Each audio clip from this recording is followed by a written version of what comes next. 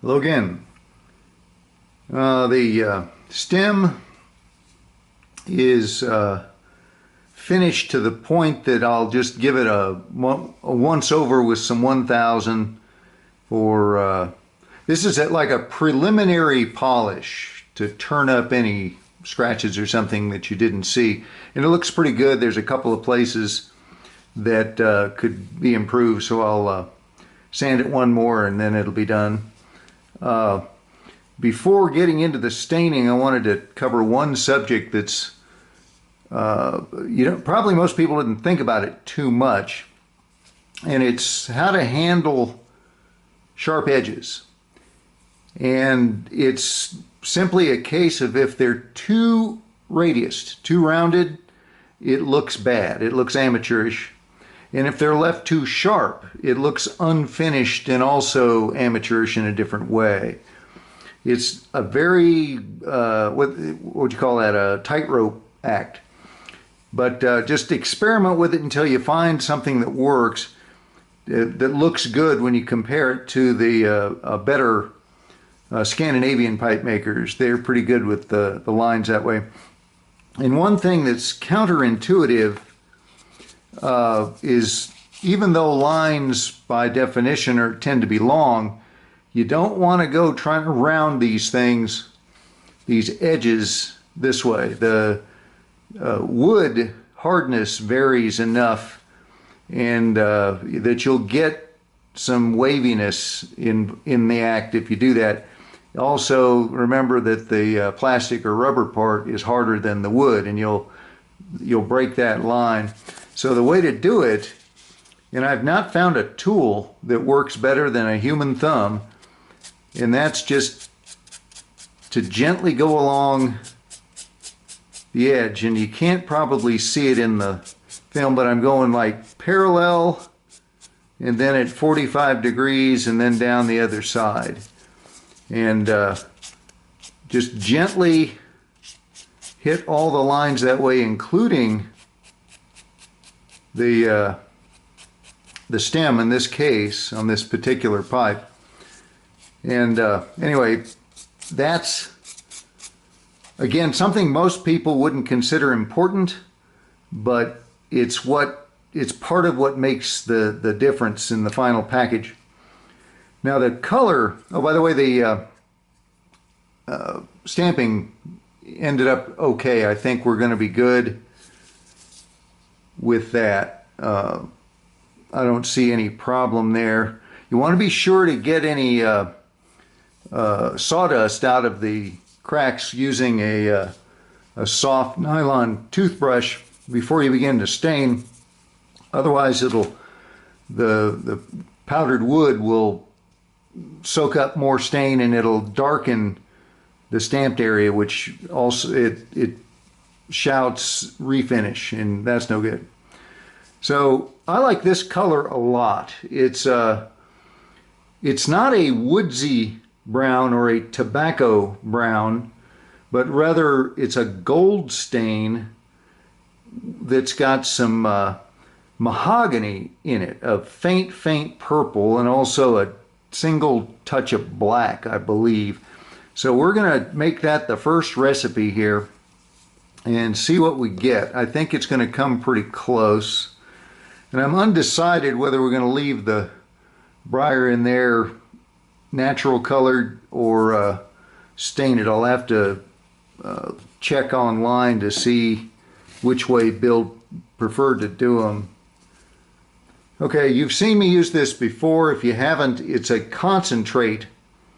It's one of my favorite colors called Vintage Amber.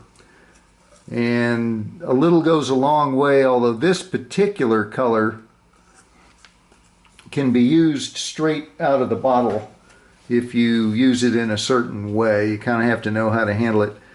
But the other colors in that line of liquid stains, Color Time liquid stains, no, you've got to be very careful and dilute those. I'm not sure why Vintage Amber is different in that regard, but it is.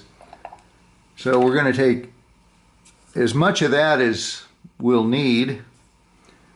A single drop of black.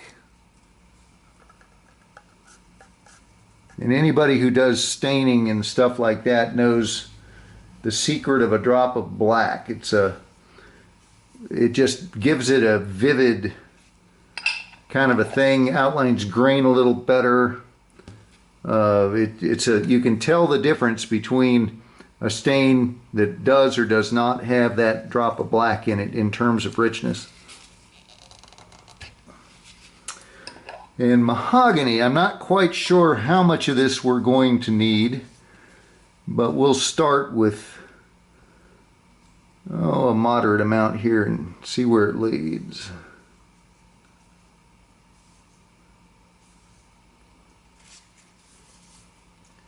Okay, the oldest stain applicator in the book is nothing more than a pipe cleaner folded over in the middle and held like that.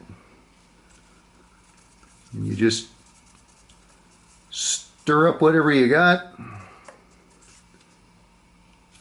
and apply like so.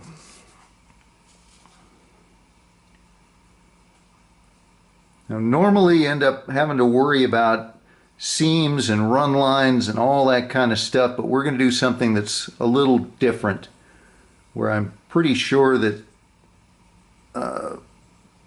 it kind of breaks rules, so to speak, but I like the result, so who cares what the rule book says.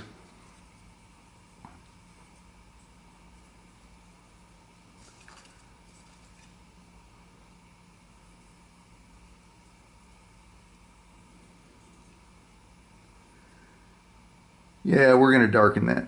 There we go. Just made up my mind on that.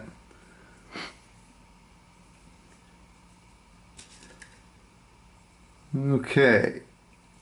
How I avoid runs and seam lines is kind of strange, but I guarantee it works. We're going to do it right now. Plastic gloves, smear it by hand. You don't need a brush, you don't need a pad, you don't need a flame to burn it off. Just keep doing what you're seeing here until the majority of the stain has disappeared. I don't know if it soaks in or dries or evaporates or just what goes on, where it ends up, but it lends a perfectly even color coat with no you've seen seam lines or the border lines between stain swipes when using like sheep's wool pads or brushes.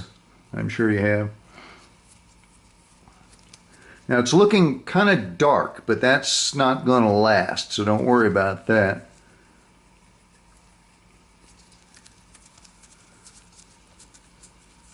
Okay.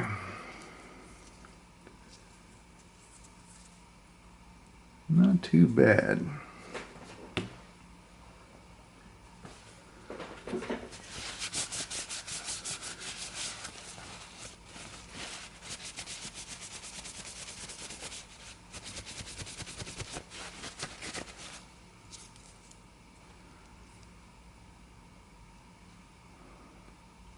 Okay, I'm going to turn off the camera.